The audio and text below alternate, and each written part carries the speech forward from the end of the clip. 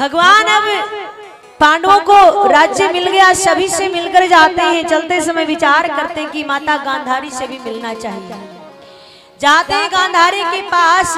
अब गांधारी ऐसी पत्नी जो कि बोला महाराज हमारे पति देव अंधे तो हम भी अंधे, हम भी किसी को नहीं देखेंगे हैं। गए पास में, आज बड़ी क्रोधित है गांधारी और कह रही है कन्हैया से, अरे कन्हैया तू चाहता तो इस महाभारत को होने से रोक सकता था, लेकिन तूने रोका नहीं। मेरे 100 पुत्र थे, 100 के 100 मारे गए। पांडव 5 थे, 5 के 5 जीवित है। मैं तुझे श्राप देती हूँ, जिस कदर मेरा वंश नष्ट हुआ है उसी प्रकार से तेरा वंश भी नष्ट हो जाए। कन्हैया हाथ जोड़ लेते हैं, माता बड़ा अच्छा किया, मैं भी यही चाहता था कि मेरा वंश आगे नहीं बढ़े, क्योंकि भगवान के वंश में सभी घमंडी थे और भगवान नहीं चाहते कि ये घमंडी वंश मेरा आगे बढ़े।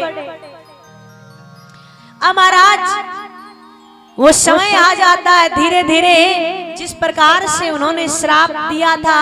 अब भगवान के संतानें भी होती, पुत्र होते हैं, पौत्र होते हैं, परिवार बड़ा हो जाता है। एक दिन क्या होता है, भगवान की नगरी में कुछ साधु संत आए हुए थे और आपस में चर्चाएं कर रहे थे। तो भगवान के जो पुत्र हैं आपस में 2-3 मन में विचार करते कि साधु संतों से पूछना चाहिए ये सिद्ध है कि नहीं, इनको कुछ आता है कि नहीं, ये ऐसे साधु संत बने फिरते। एक लड़के के पेट पे कपड़ा बांध देते और गर्भवती स्त्री का स्वरूप बना देते और जाकर संतों से पूछते हैं कि आप ये बताइए, ये हमारी भाभी जी जो बड़ा शर्मीली है, शर्माती है, बोलती नहीं है, तो इसकी गर्भ में लड़का है कि लड़की है, जरा बताइए। अब संतों को पता, भगवान के पुत्र वाला कहा आप जाइए, हम थोड़ा जरूरी काम की बात कर रहे हैं। भगवान ने सोचा ऐसे तो बात चलेगी नहीं, काम सही नहीं होगा, कुछ करना पड़ेगा। योग माया को आदेश देते हैं, संतों के मस्तक में जाकर योग माया बैठ जाती और फिर से वो पुत्र बोलते हैं इन संतों को कुछ आता जाता नहीं है, तो ढोंगी इनको कुछ नहीं आता है। संतों को बड़ा क्रोध आ जाता है और संत कहते हैं इसकी गर्भ में ना तो लड़का है ना लड़की, इसकी गर्भ में लोहे का मुसल निकलेगा।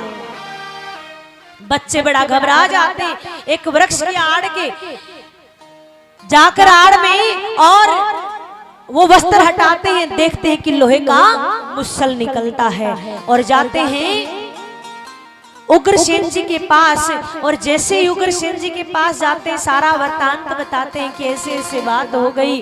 उग्रसेन जी कहते हैं कन्हैया को मत बताना, क्योंकि कन्हैया को पता लगेगा संतों का अपमान किया आपने तो गलत हो जाएगा। नदी के किनारे जाकर एक बड़े से पत्थर पर उस मूसल को घिसते हैं और जैसे जैसे उस मूसल से वो कण निकलते हैं लोहे के, उनसे वो नदी के किनारे एर का नामक घास बन जाती है और कील मात्र जितना बचता है वो लोहे का टुकड़ा, तो वो लोग क्या करते हैं उसको पानी में फेंक देते हैं, मछली उसको खा जाती है और उस मछली को एक शिकारी पकड़ लेता है और वो शिकारी उसको जैसे चीरता है वो लोहे की कील निकलती है, अपने तीर की नोक पे वो लगा लेता है।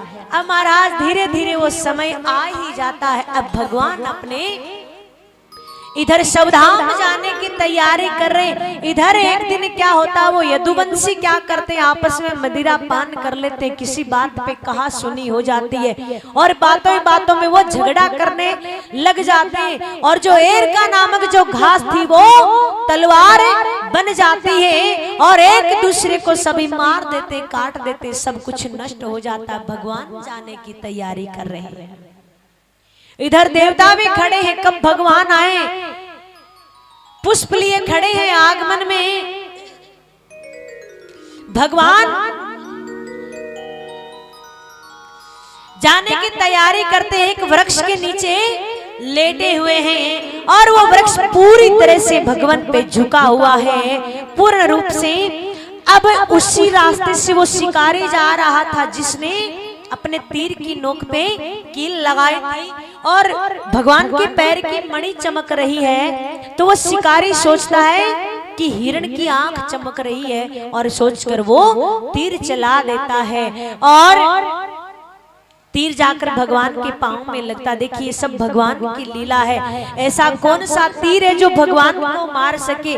जैसे ही भगवान के पांव में तीर लगता भगवान खड़े हो जाते हैं और जैसे ही भगवान को वो शिकारी देखता दौड़ा दौड़ा आता, भगवान मुझे माफ कर दो, मेरे से गलती हो गई, मैंने तो जाने अनजाने में तीर चला दिया, मेरे को नहीं पता था, आप हमें छोड़कर जा रहे हो, भगवान मेरे से गलती हो गई। भगवान ने कहा आपसे गलती नहीं हुई, तीर आपने चलाया नहीं, तीर मैंने चलवाया। कौन था वो शिकारी?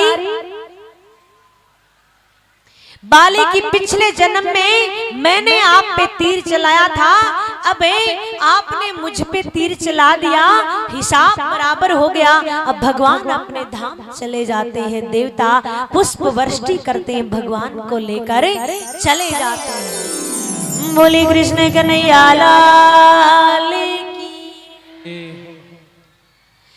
अब भगवान जब जाते उससे पहले उद्धव जी पूछते हैं कि देखिए भगवान एक बात बताइए, जब तक आप थे तब तक तो आपने धर्म की रक्षा करी, लेकिन अब आप जा रहे हैं तो धर्म की रक्षा कौन करेगा ये बताइए। तब भगवान उनको ये श्रीमद् भागवत जी देते हैं और बोलते हैं मेरे जाने के बाद धर्म की रक्षा ये करेगी, और जाइए जन जन में इसका प्रचार प्रसार करिए।